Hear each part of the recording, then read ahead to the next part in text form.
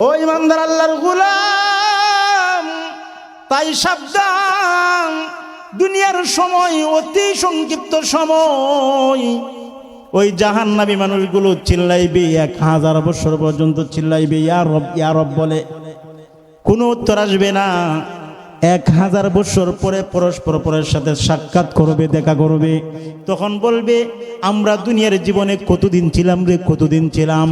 যে লোকটা দুনিয়ার সবচাইতে লম্বা হায়াত পেয়েছে ওই লোকটা বলবে সাআতান, মাত্র 1 মিনিট ছিলাম। কেউ বলবে 1 ঘন্টা ছিলাম। পৃথিবীর সবচেয়ে লম্বা হায়াতওয়ালা ব্যক্তিটা বলবে আমি মনে হয় আধা দিন ছিলাম। কই দিন? আধা দিন, অর্ধ দিন ছিলাম। ওই ইমানদার, তখন আফসোস হবে, আফসোস হবে, আফসোস হবে। হায়াত সময়ের মূল্য কত তখন বোঝা যাবে। আমরা এখানে যারা আছি একটু আমাদের পিছনের জীবনের দিকে তাকাই, পিছনের জীবনের দিকে তাকায় দেখুন। আপনি যখন ছোট ছিলেন হাফ প্যান্ট পরিধান করে ঘোরাফেরা করতেন, ওই ল্যাংটা হয়ে পুকুরের মধ্যে গোসল করতেন, দৌড়াদৌড়ি করতেন। এই দিনগুলোর কথা আপনাদের মনে আছে কি না? আসেনি? ও মুসলমান, মনে আছে?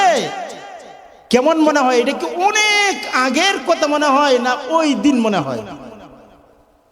পৃথিবী যত আপনি সামনের দিকে যাবেন পৃথিবীটাকে তত সংক্ষিপ্ত মনে হবে, অনেক সংক্ষিপ্ত মনে হবে। এই সাআদত বজুরে বাজুনিস তানা বখশদ খুদায়ে বখশিন্দা। এই সাআদত বজুরে বাজুনিস তানা বখশদ খুদায়ে বখশিন্দা। আল্লাহ যার উপর রহমতের নজর দেন সেই এই কাজগুলো করতে পারে। সুবহানাল্লাহ। শেষ পর্যন্ত থাকবেন, আলোচনা লম্বা হবে না, সংক্ষিপ্ত আলোচনাই করবো ইনশাআল্লাহ। দেখেন সময়ের মূল্য, সময় চলে যাচ্ছে, সময় চলে যাচ্ছে, হায়াত চলে যাচ্ছে। আজকে একদিন আমরা ছোট ছিলাম, যুবক, এখন অনেকেই বৃদ্ধ হয়ে গিয়েছেন, হায়াত শেষ হয়ে যাচ্ছে। যেরকম এই মাহফিলেরও এখন শেষ সময়, ঠিক কিনা? শেষ সময়, এটা একদম বৃদ্ধ হয়ে গেছে, একটু পরে এই মাহফিল শেষ হয়ে যাবে, ঠিক কিনা?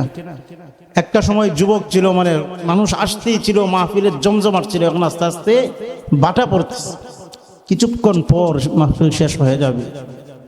ঠিক আপনার আমার হায়াতটাও এইভাবে শেষ হয়ে যাবে। আল্লাহ পাক এই সময়ের কসমকে বলছেন ওয়াল আসর, সময়ের কসম।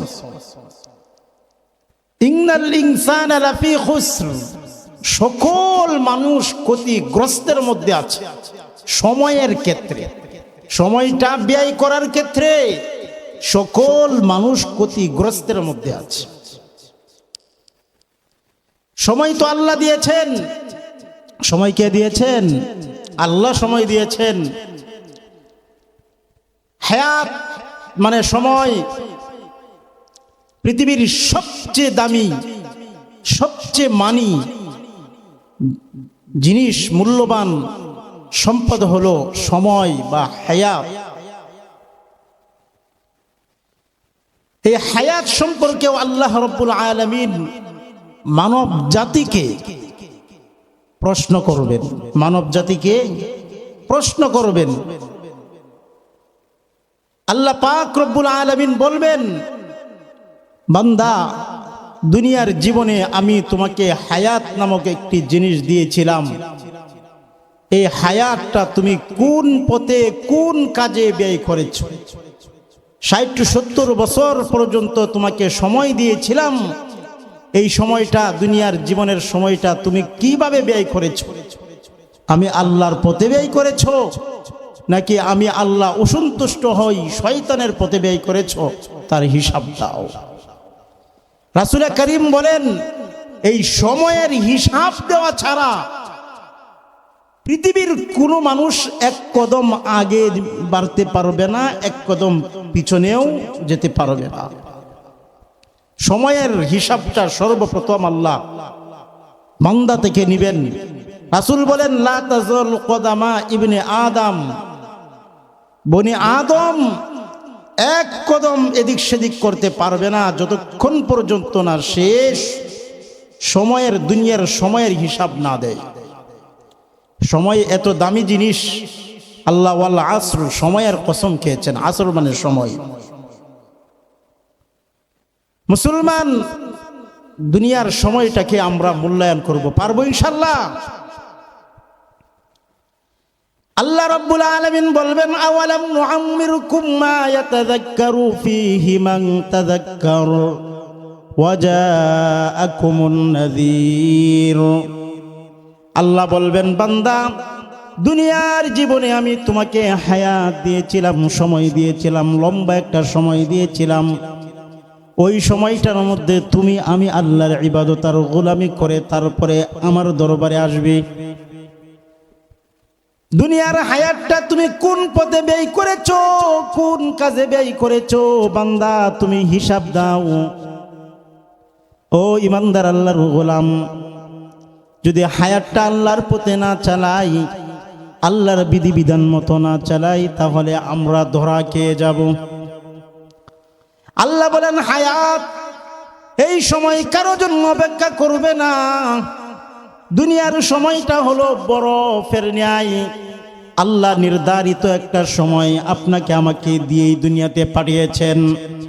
60 বছর, 70 বছর, 50 বছর, 55 বছর।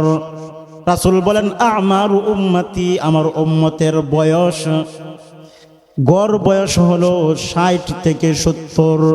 এই 60 থেকে 70 বছরের মধ্যেই আমার প্রত্যেকটা উম্মত দুনিয়া থেকে বিদায় নিয়ে চলে যাবে। ওই বান্দার আল্লাহর গোলাম, এই 60-70 বছর পর্যন্ত হায়াত সময় যে আল্লাহ রাব্বুল আলামিন দিলেন, এই সময়টা কোন পথে কোন কাজে ব্যয় করেছি একটু চিন্তা করা দরকার। আল্লাহ বলেন ইন্নাল ইনসানা লাফি খুসর, সকল মানুষ ক্ষতিগ্রস্তের মধ্যে আছে। মানে সময় ব্যয় করার পিছনে হায়াতটা যে একদিন যাইতেছে, এক রাত যাচ্ছে, তার নির্ধারিত সময় দুনিয়ার সময় থেকে এক রাত্র কমে যাচ্ছে। একটা দিন যাচ্ছে, নির্ধারিত সময় থেকে একদিন কমে যাচ্ছে। প্রত্যেকটা বনি আদম একদিন চলে যায় তো তার হায়াত থেকে একটা দিন কমে যায়, একটা রাত্র কমে যায়। যত দিন যাচ্ছে বছর বাড়তেছে না, তার নির্ধারিত সময় হায়াত থেকে কমতেছে। আল্লাহর রাসূল বলেন সে কবরের দিকে যাত্রা শুরু করে দিল।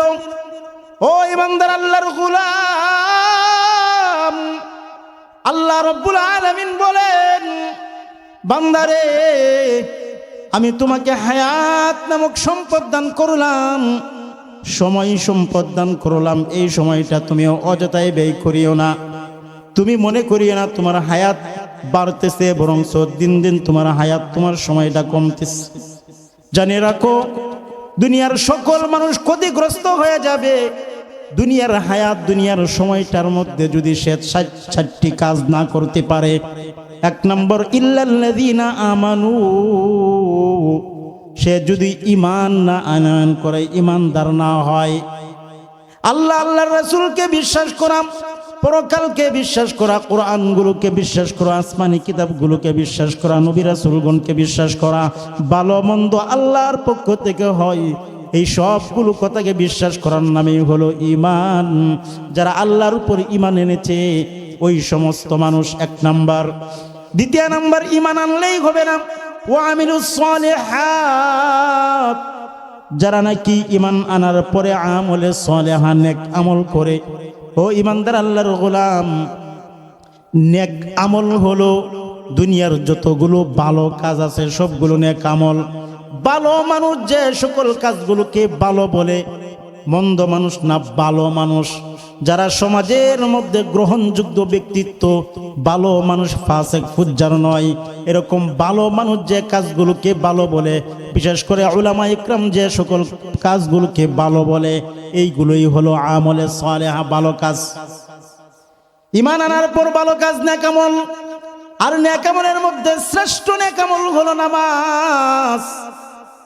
আল্লাহ নবীর সাহাবী আল্লাহর নবীজিকে প্রশ্ন করে, ইয়া রাসূলুল্লাহ ইয়া হাবিবাল্লাহ আইয়ুল আমালি আহাব্বু ইলাল্লাহি আযজা ওয়া জাল, ওগো আল্লাহর নবীজি, নেক আমলের মধ্যে শ্রেষ্ঠ নেক আমল কোনটি আমাকে বলে দিন।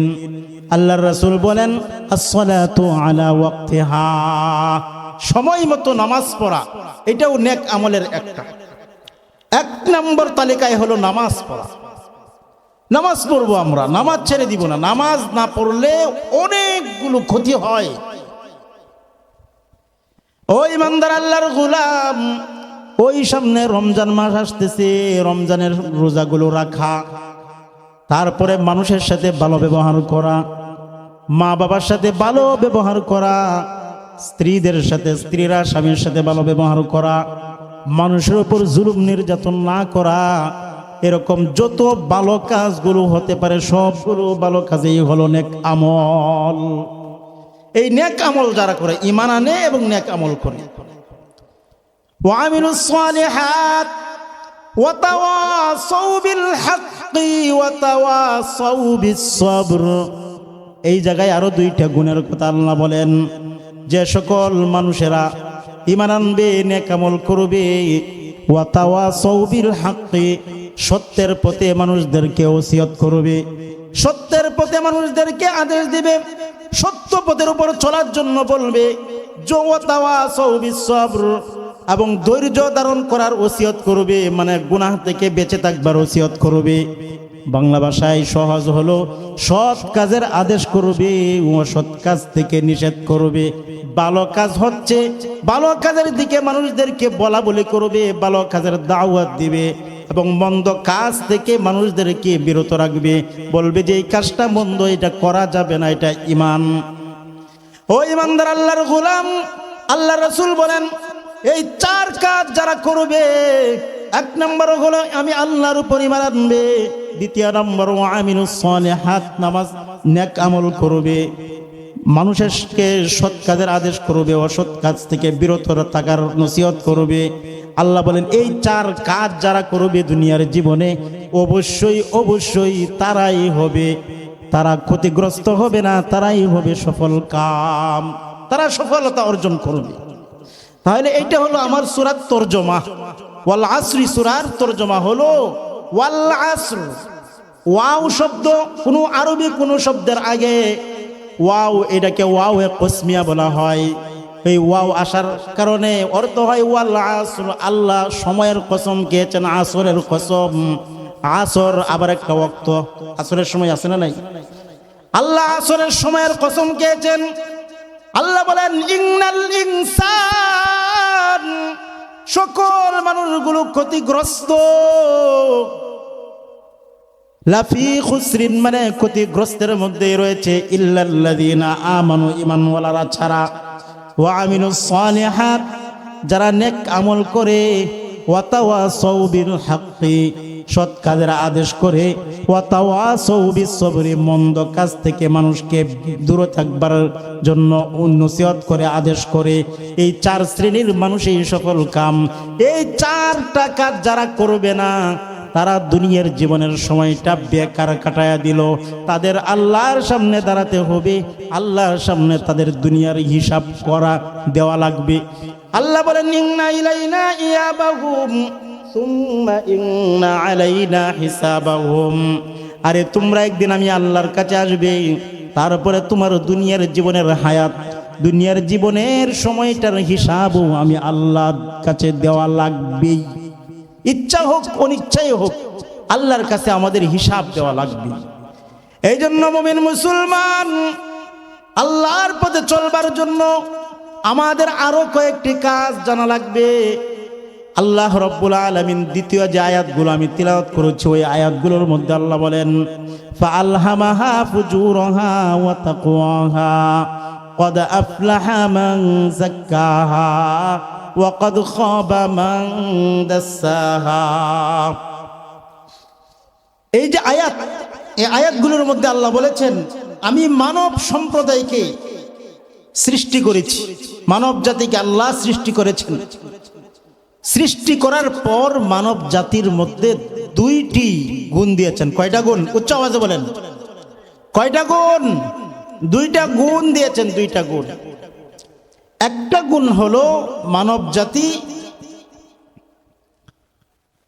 ভালো ভালো করার এবং ভালো বুঝার গুণ দিয়েছেন। প্রত্যেকটা মানুষের শরীরে, প্রত্যেকটা মানুষের মনে ভালো কাজ বুঝা এবং ভালো কাজ করার শক্তি আল্লাহ দিয়েছেন। আপনারা এখানে যারা আছেন, আমরা যারা আছি, আমরা সকলেই ভালো কাজ বুঝি এবং ভালো কাজ করার শক্তি রাখি, করি না আর কেউ নাকি, ঠিক না? এই শক্তি আছে না নাই?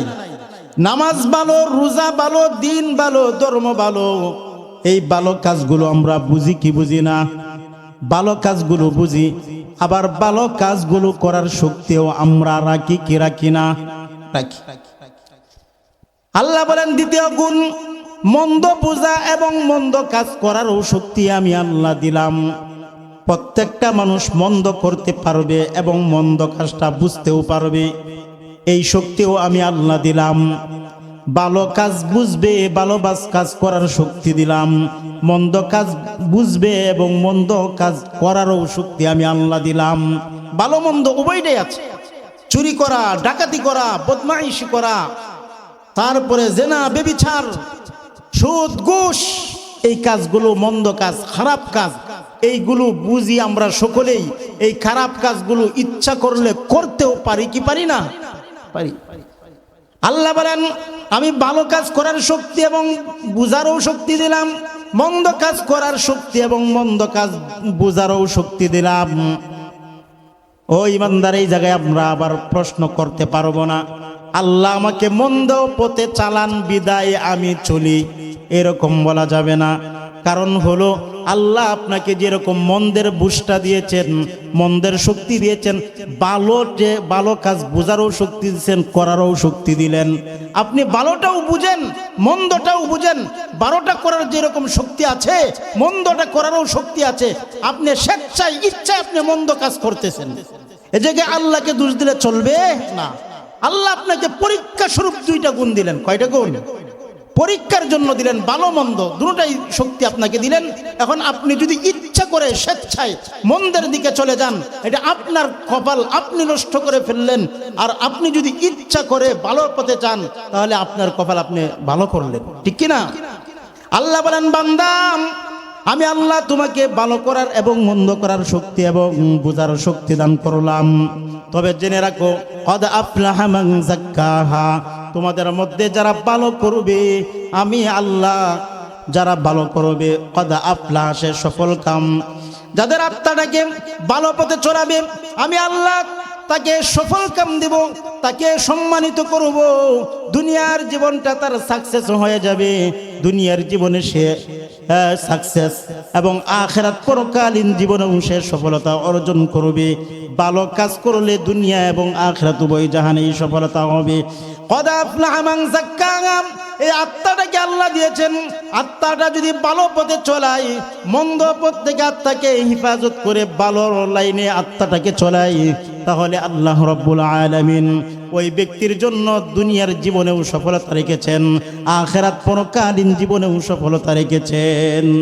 দুনিয়ার জীবনের সফলতা হলো যারা নামাজ পড়ে, রোজা রাখে, দিন ধর্ম পালন করে, গুনাহ থেকে বিরত থাকার চেষ্টা করে, এই সকল লোকগুলো যদিও বা একেবারে গরিব, সমাজের মধ্যে তাদের বড় ধরনের কোনো অবদান নাই, তারপরে নাম যশ খ্যাত কিচ্ছু নাই, এই সকল মানুষগুলো নামাজ পড়ে, রোজা রাখে, দিন ধর্মের উপর চলে, গুনাহ থেকে বেঁচে থাকে, এই লোকগুলো যখন রাস্তা দিয়ে হাঁটে, সাধারণ সকল মানুষই তাদেরকে সালাম দেয়, তাদেরকে মুসাফাহা করে, ঠিক কিনা?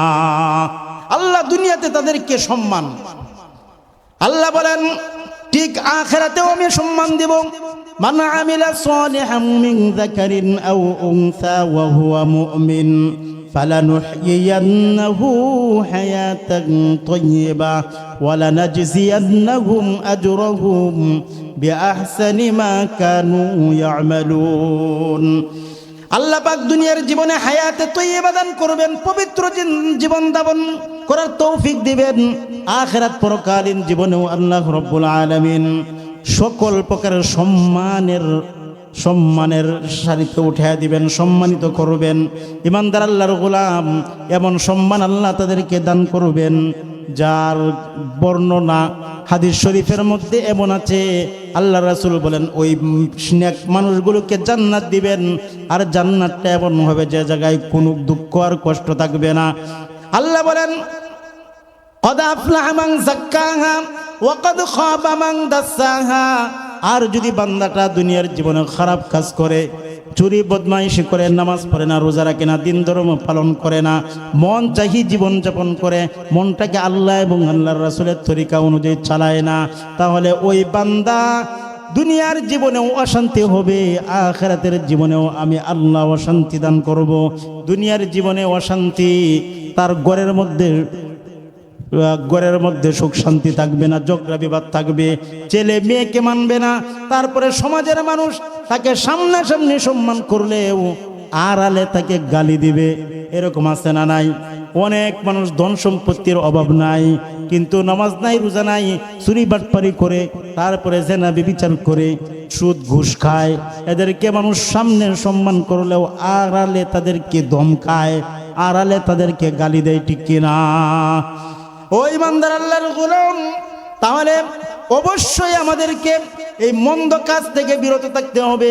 আর এইরকম মন্দ আত্মাওয়ালা মন্দ মানুষগুলো যখন আখিরাত পরকালে যাবে, যাওয়ার পর আল্লাহ রব্বুল আলামিন তাদেরকে প্রথম প্রশ্নটাই করবেন, আওয়ালাম নুআম্মিরকুম মা ইয়াতাযাক্কারু ফীহি মান তাযাক্কারু ওয়া জাআকুমুন নাযীর। আল্লাহ পাক প্রশ্ন করবেন, বান্দা আমি দুনিয়ার জীবনে তোকে অর্থ দিয়েছিলাম, শক্তি দিয়েছিলাম, সামর্থ্য দিয়েছিলাম, ক্ষমতা দিয়েছিলাম, হায়াত দিয়েছিলাম, লম্বা একটা সময় দিয়েছিলাম। ওই সময়টা পাওয়ার পর তুমি কোন পথে ব্যয় করেছো, কিভাবে ব্যয় করলা? তুমি তো তোমার নিজের খারাপ চাহিদাগুলো পূরণ করেছিলা। আমি আল্লাহ এবং আল্লাহর রাসূলকে সন্তুষ্ট তুমি করো নাই। সুতরাং বান্দা তুমি আমার জাহান্নামের মধ্যে যাও।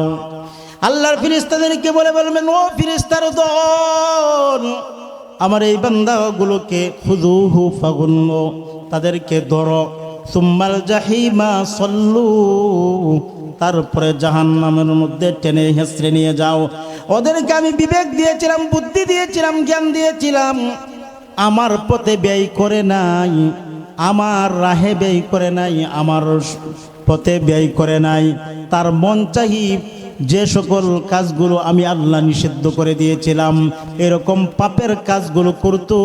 সুতরাং তাকে তোমরা জাহান্নামের মধ্যে টেনে হেঁচড়ে নিয়ে যাও।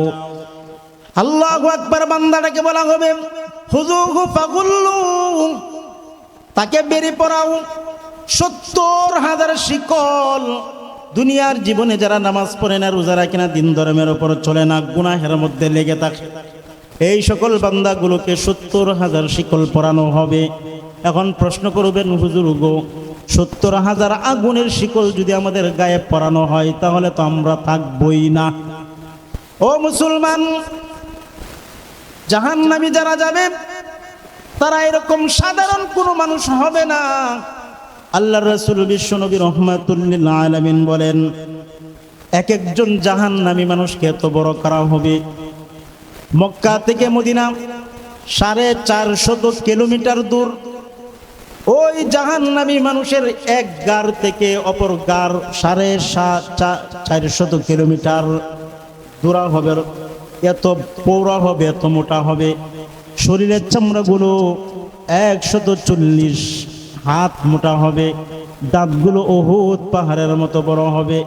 এরকম বিশাল আকৃতির এক একজন জাহান্নামীকে বানানো হবে।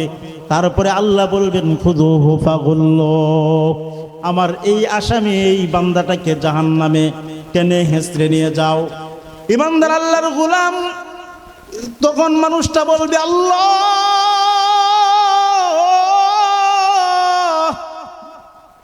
ইয়া লাইতাহা কানাতিল কাযিয়া মা গুনা আন্নি মালিয়া। ওগো আল্লাহ, আমার দুনিয়ার জীবনটাই যদি শেষ জীবন হয়ে যাইত, আমি দুনিয়ার মৃত্যুটাই যদি আমার শেষ মৃত্যু হয়ে যাইত, ইয়া লাইতাহা কানাতিল কাযিয়া মা আগনা আন্নি মালিয়া, আজকে আমার মাল কোনো কাজে আসে নাই, আমার সম্পদ কোনো কাজে আসে নাই। হালাকা আদনি সুলতানিয়া, আমার দুনিয়ার জীবনের ক্ষমতা আমার কোনো কাজে আসে নাই। আমি মনে করেছিলাম এই মাল সম্পদ ক্ষমতায় আমাকে দুনিয়ার জীবনে যেরকম রক্ষা করেছে আখিরাত পরকালীন জীবনেও আমাকে রক্ষা করবে।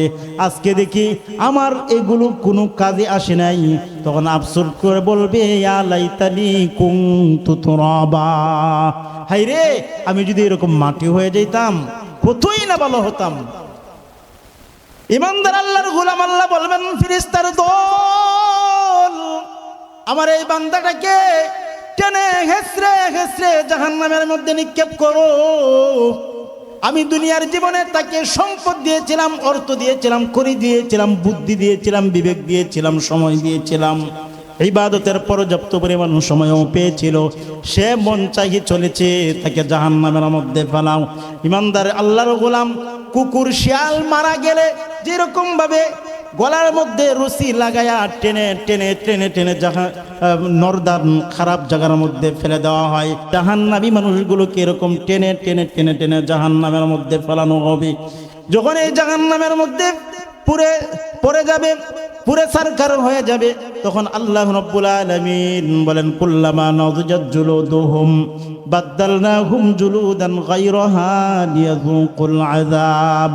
একবার জাহান্নামে কে ফালানোর সাথে সাথে পুরে সারকার হয়ে যাবে, আবার তাকে নতুন ভাবে সৃষ্টি করা হবে, আবার তাকে পুরানো হবে, আবার নতুন ভাবে সৃষ্টি করা হবে, আবার পূর্বে আবার তাকে নতুন ভাবে সৃষ্টি করা হবে, আবার পূর্বে।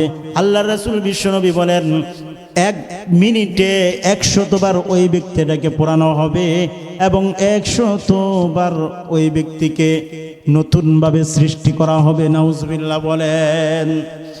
ওই ইমানদার আল্লাহর গোলাম, তাই সাবধান, দুনিয়ার সময় অতি সংক্ষিপ্ত সময়। ওই জাহান্নামী মানুষগুলো চিল্লাইবে 1000 বছর পর্যন্ত চিল্লাইবে ইয়া রব ইয়া রব বলে, কোনো উত্তর আসবে না।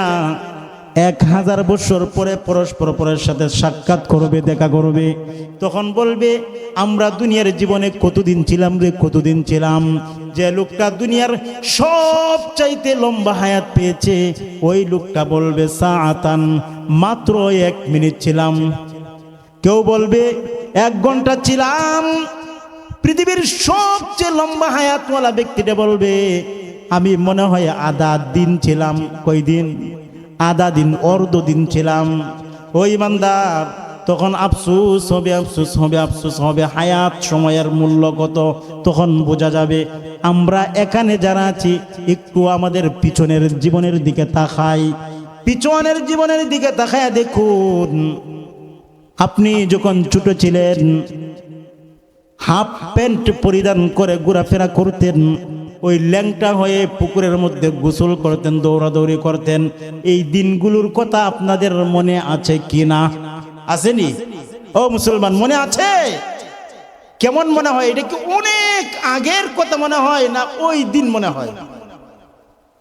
পৃথিবী যত আপনি সামনের দিকে যাবেন পৃথিবীটাকে তত সংক্ষিপ্ত মনে হবে, অনেক সংক্ষিপ্ত মনে হবে, অনেক সংক্ষিপ্ত মনে হবে। তখন একটা দিন ইয়াউমান কানা মিকদারুহু 50 আলফা সানা, একদিন 50,000 বছরের সমান হবে আখিরাতে। তখন দুনিয়ার এই যে 50-60 বছর, এটাকে 1-2 মিনিটের চেয়ে বেশি মনে হবে না। তখন আফসোস করা হবে, হায় রে ওই দিনটি যদি ভালোভাবে কাজে লাগায় আসতে পারতাম। এই জন্য মুমিন মুসলমান ভালোভাবে কাজে লাগান। আপনার আত্মাটাকে দিনের পথে চলান, আপনার আত্মাটাকে ধর্মের পথে চলান, আল্লাহর পথে চলান। সময়টাকে আল্লাহ এবং আল্লাহর রাসূলের পথে যদি চালাতে পারি তাহলে আমরা সফল কাম হব। আর যদি আমাদের সময়টা, আমাদের দুনিয়ার হায়াত, আমাদের দুনিয়ার সময়টাকে যদি আল্লাহ এবং আল্লাহর রাসূলের বিরুদ্ধে চালাই তাহলে আমাদের দুনিয়ার জীবনটা ব্যর্থ হয়ে যাবে, আত্মা নষ্ট হয়ে যাবে। আল্লাহ বলেন আমি আল্লাহ তোমাদেরকে সময় দিলাম, আত্মাও দিলাম, মন দিলাম, কলব দিলাম। এই মনটা যদি আমার বিপক্ষে চলে যায় তাহলে তোমার ধ্বংস। মনটা যদি আমার পক্ষে থাকে, আমার কাজগুলো করে, তাহলেই তোমরা সফল। অবশ্যই সফল হবে। ও ইমানদার আল্লাহর গোলাম, এই আত্মাটাকে পাক পবিত্র রাখুন, গুনাহ মুক্ত রাখুন। আত্মার মধ্যে, কলবের মধ্যে যেন কোনো প্রকার গুনাহ না থাকে। দুনিয়ার সকল গুনাহ থেকে আপনার আত্মাটাকে যদি পবিত্র রাখতে পারেন, তাহলে আল্লাহর দরবারে আপনি হাসতে হাসতে চলে যাবেন। সুবহানাল্লাহ বলেন। আল্লাহ রাব্বুল আলামিনের ফেরেশতা আপনার মৃত্যুর সময় এসে বলবে, ইয়া আইয়াতুহান নাফসুল মুতমাইন্নাহ, ও মুতমাইন্না, দুনিয়ার জীবনে তোমার আত্মাটা গুনাহের দিকে দৌড়াদৌড়ি করতো না, গুনাহ থেকে তুমি বেঁচে থাকতা। এরকম মুতমাইন্না আত্মা, ভালো আত্মা অধিকারী মানুষ, তুমি আল্লাহর দিকে রুজু হও। ইরজিই ইলা রব্বিকা, তোমার রবের দিকে ফিরো। ওয়াদখুলি জান্নাতি, আল্লাহ বলবেন আমার জান্নাতে প্রবেশ করো। কেননা তোমার মনটাকে আমি আল্লাহ যে সময় দিয়েছিলাম, ওই সময়ের সাথে আমি আল্লাহর বিধিবিধান মতো চালাইয়েছিল। তো সময় তোমার মনটা ওই দিকে রাখছো, সব সময় গুনাহ থেকে পাক আর পবিত্র অবস্থায় রাখছো। এজন্য তুমি আমার জান্নাতে প্রবেশ করো। সুবহানাল্লাহ বলেন। আর জান্নাতে যাওয়ার জন্য অবশ্যই কলবে সালিম, সাদা সিধা মন লাগবে। এই পেজ গুস গুনাহ খাতায় গুনাহওয়ালা দিল জান্নাতে যাবে না। আল্লাহ বলেন, ইয়াউমা লা ইয়ানফাউ মালুন ওয়ালা বানুন ইল্লা মান আতাল্লাহা বিকলবিন সালিম ওয়া উযলিফাতিল জান্নাতু লিল মুত্তাকিন। আমি আল্লাহ জান্নাত মুত্তাকিন মানুষ, যাদের আত্মাটা একেবারে কলবে সালিম, সাদা সিধা, নামাজের প্রতি মায়েল, নামাজের প্রতি আগ্রহ, দিনী কাজের প্রতি সবসময় আগ্রহ থাকে, এইরকম আত্মাওয়ালা মানুষগুলোকে আমি জান্নাতি বানাই। সুবহানাল্লাহ বলেন। মনের মধ্যে গুনার গুনাহ, এটা নেকের কোনো আগ্রহই নাই, এটা খারাপির লক্ষণ, জাহান্নামীর লক্ষণ এটা। তাই আত্মাকে ভালো রাখতে হবে, আত্মাকে পাক ও পবিত্র করতে হবে। আত্মাকে দুইভাবে পাক করা যায়। কয়ভাবে? এই যে আপনার আমার মনটা যদি গুনাহের দিকেই খালি মায়াল হয়, গুনাহের দিকেই দাবিত হয়, নেক কাজ করার কোনো আগ্রহই না থাকে, তাহলে মনে করতে হবে আত্মা, মন নষ্ট হয়ে গেছে, মরে গিয়েছে, এটা জং ধরে গিয়েছে। এটাকে পাক আর পবিত্র করার মাধ্যম কয়টা? দুইটা। কয়টা? দুইটা।